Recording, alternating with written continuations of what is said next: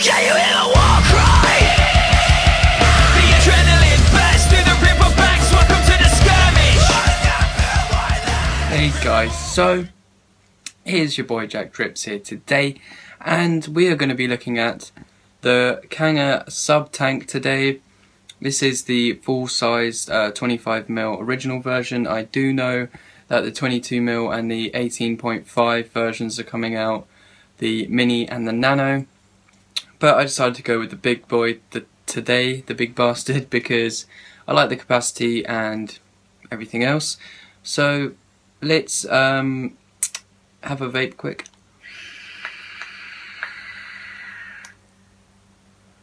Using this on the Sigeli 150 watt today. Review for that coming very soon. And yeah, so let's jump up close and see what you get in the box. Okay guys, so this is the box that the Kanger Subtank comes in, and I just want to say really nice packaging off the bat. This slides out here, and then you get this other box in here where this side, if I can do it, slides out here. So super nice packaging, I just want to say that. So get rid of that, nothing in there. And you get a nice bit of information here telling you to prime your coils before you install them, because they do have organic cotton, the OCCs. They are organic cotton coils.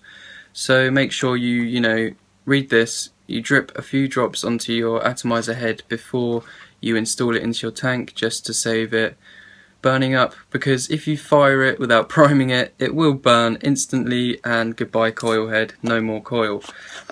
Then you do get a nice little instruction manual, just saying what the parts are, different languages too, which is nice, a breakdown of all the parts, the RBA section, etc., how to wrap coils and install them, wicking. So yeah, pretty nice actually, pretty nice little manual here, just telling you everything you really need to know.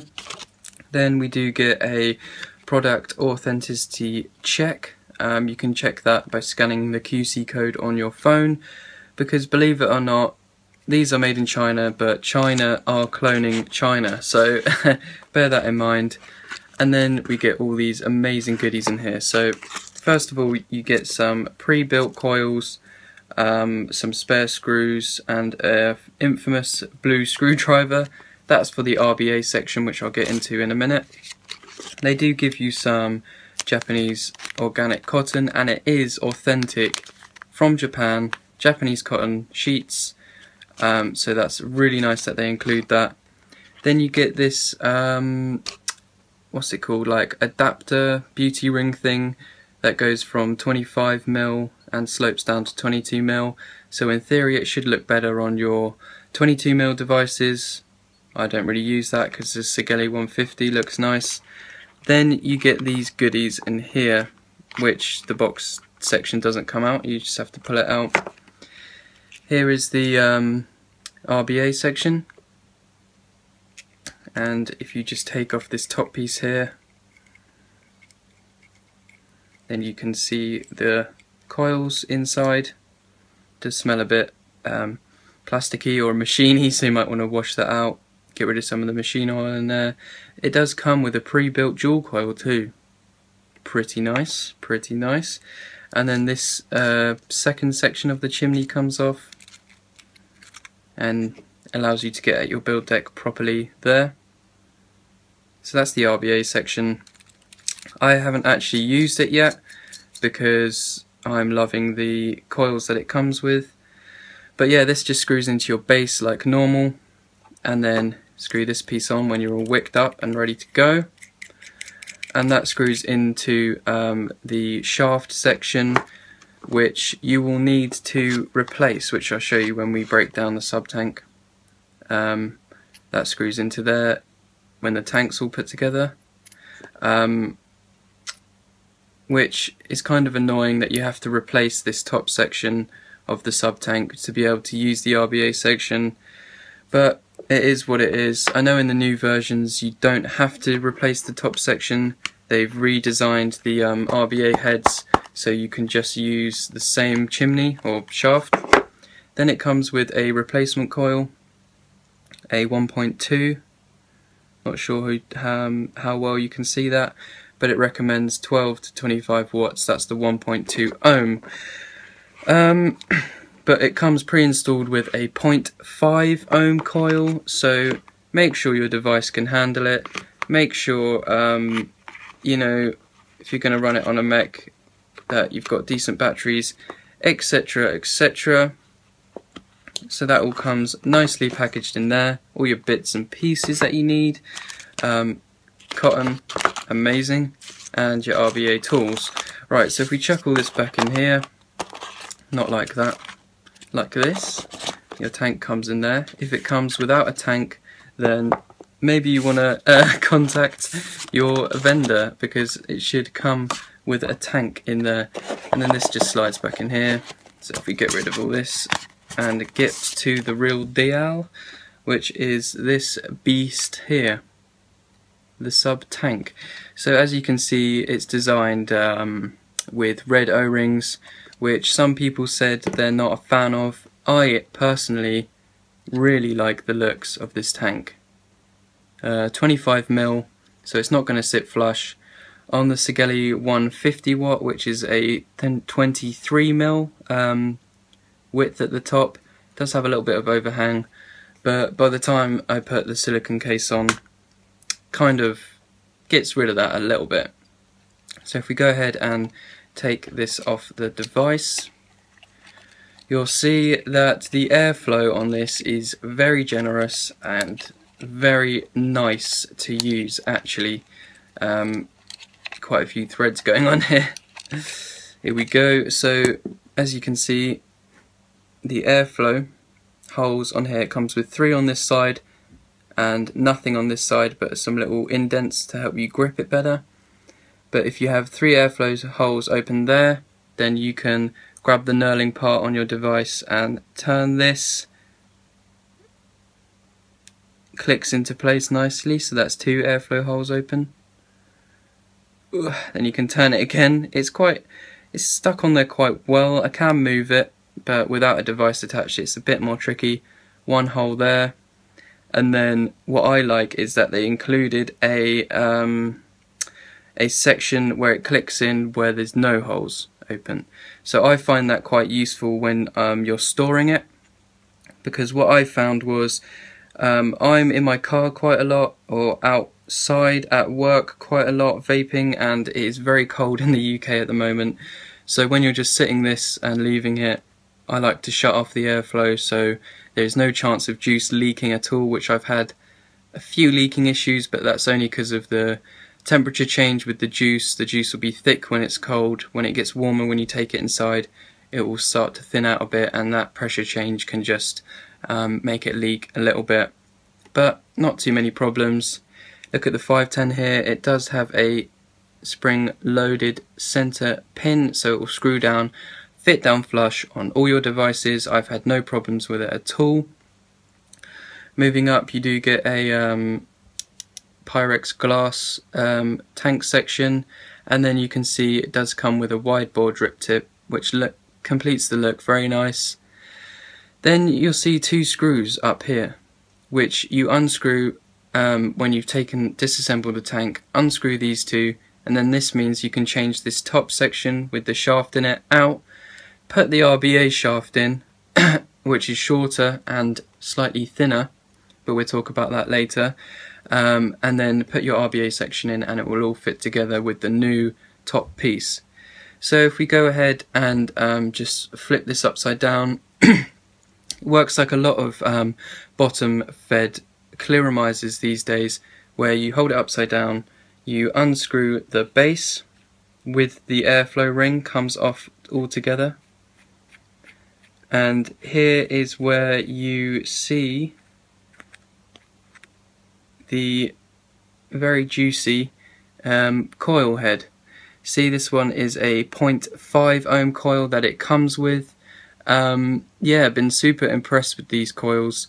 Super easy just to screw that onto there, make sure it's screwed down tight, and then you just fill up this tank with e-liquid. As you can see, it's got a nice big area for you to drip your juice down into to fill it up.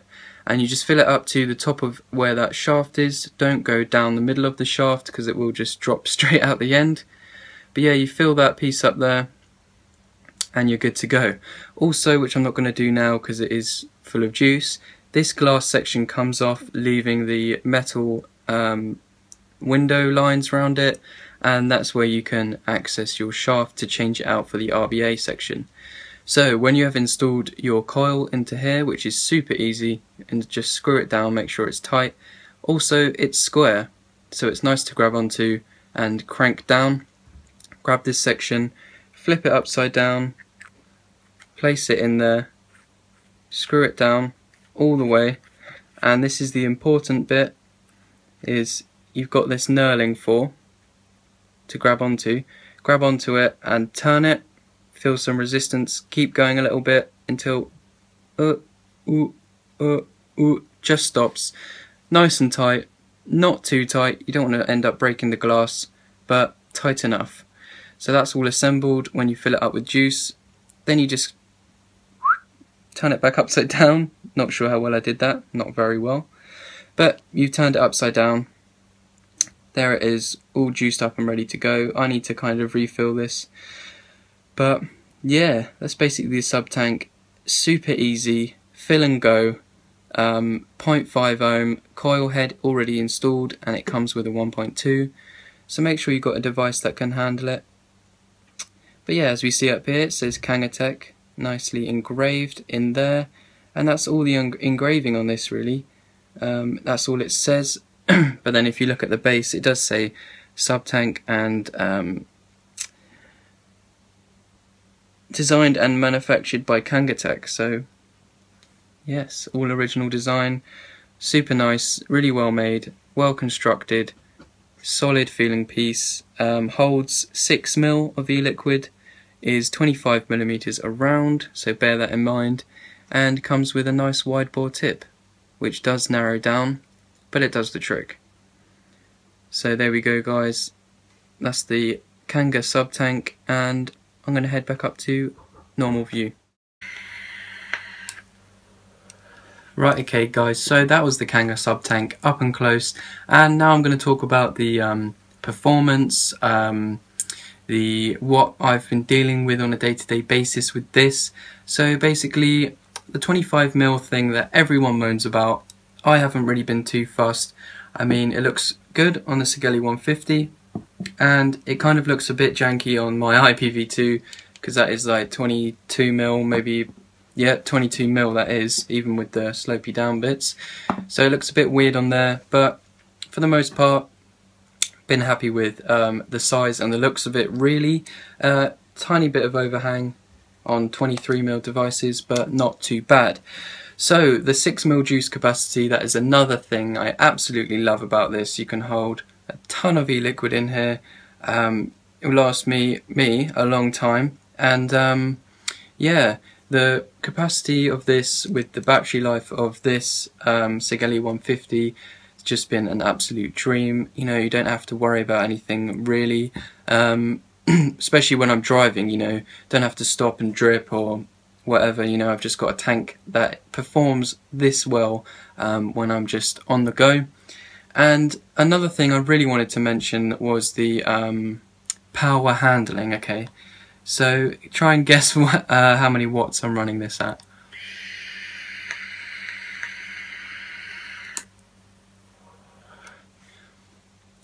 That amount of performance, that amount of flavour, 20 watts. That was just 20 watts, that's all it needs. Can bump it up to 25, which gives me a warmer vape. Haven't tried at 30 watts yet, but I've heard that it can start to get a bit dry or burny at about 30 watts. But honestly, for me anyway, it doesn't need it. 20 watts is good, 25 watts is nice too.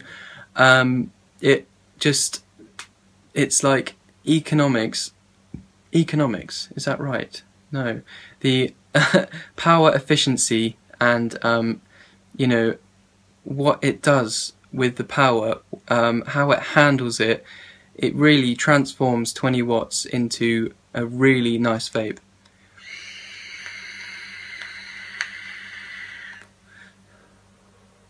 super nice, great performance at 20 watts. And another thing I really wanted to mention was the flavour. The flavour you are getting from this atomizer is outstanding. It makes my juice taste extra strong, super sweet, nice, condensed, thick flavour. Super nice. I've been really enjoying the flavour from this, and I actually am running it in fully open mode at the moment. But what I do like to do is take it all the way down to one airflow hole.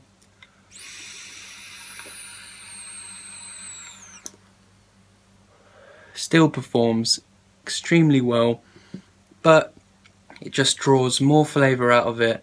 I'm getting a denser, more saturated flavour from it. Super sweet, nice, strong flavour. That's what I really like about this tank, is it's extremely versatile. You can run it in fully open mode, just produce clouds. You can crank it all the way down to one hole, still get really nice vapour and performance, but you just increase the flavour by a lot. And then they also include the RBA section, so if you wanted to rebuild this yourself, put in whatever own build you like that you think would be suitable, and yeah, just use that too. Now, what I have seen whilst comparing this top section here with the top section with the RBA section is that the chimney, well, the shaft section that runs through the middle is a lot shorter and a lot tighter. So what I'm thinking is you won't get quite so much airflow, but you will get a more intense flavour because the coils are closer to your mouth because it's shorter, and it's thinner, so it will restrict the airflow, possibly giving you a better flavour, but I'm yet to try that. I may do a video of you know, my favourite build in the RBA section after I've had a bit more time with it, but for now I'm just loving the coils that it comes with, the 0.5 ohm coils that it comes with. Really great. I haven't tried the 1.2 yet, but I'm suspecting that they're going to be just as good. Yeah, so that's all the good things that I like about it. The minuses, I haven't really found too many cons. Maybe the size, it is quite heavy, paired with the Sigelli 150 with the 2 batteries in. It is quite a heavy setup all round, but you know, if you're going to go for this 25mm Subtank, I think you've made up your mind that you don't want a small device because it is quite large. Maybe wait for the Mini, which is 22mm, or the Nano even, which is 18.5mm to come out. Yeah, watch Phil Basado's new video of the 22 and the 18.5 if you want more information about those. But for me personally, I've been really enjoying the full-size version, the capacity and everything else that it offers.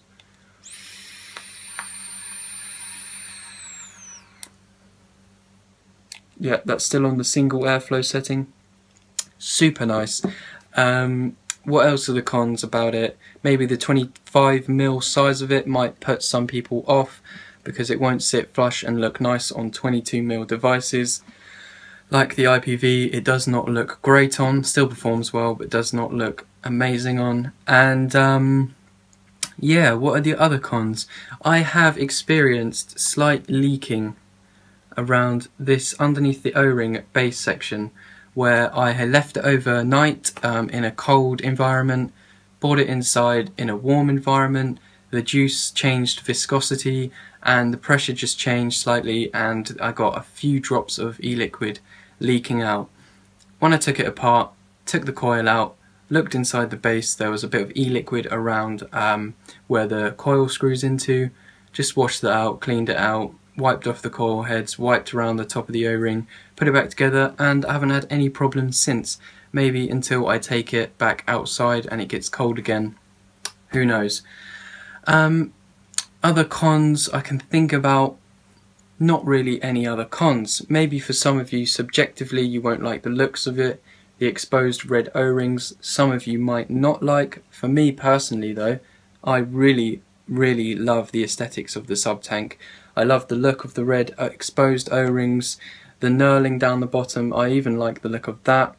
The fins on the drip tip, I like all the looks of it, engraved Subtank on there, the nice brushed finish.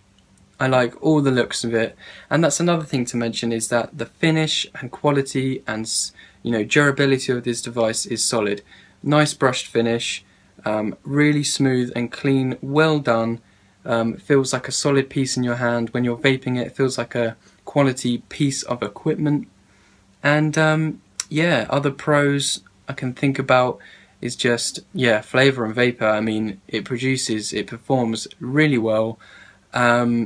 The added inclusion of the RBA section, the Japanese cotton, and you get spare post screws for the RBA deck, and the fact that it comes with pre-built coils and a dual coil already built. Can't fault Kanger on that at all. Really, really well done packaging, and what you get in the contents of the box, really good value. I bought this from greyhaze.co.uk, and it was, I believe they've got a sale on at the moment. It was around £33, I think. Yeah, it was around £32.99. I think it's a great deal. A great deal. I have tried the Atlantis. My buddy, Gentleman of the Vapes, has an Atlantis, and I love that too. I really enjoy that tank. But that has its own place. The Subtank has its own place. They perform similarly, but the Subtank beats it on flavour, in my opinion, and capacity, whereas the Atlantis is 22mm, so it'll look better on more of your devices, and it has more airflow, so it will produce more vapour. So it just depends what you want to go for, really. I know that there are other tanks coming out, like the Joytech Delta 2, which is got an RBA deck, bigger airflow than both, supposedly, better flavour and everything, so you might want to wait for that to come out. But so far, I've been enjoying the Subtank a lot, and I'm not really sure what else I can tell you about it, guys, apart from I've been really liking it.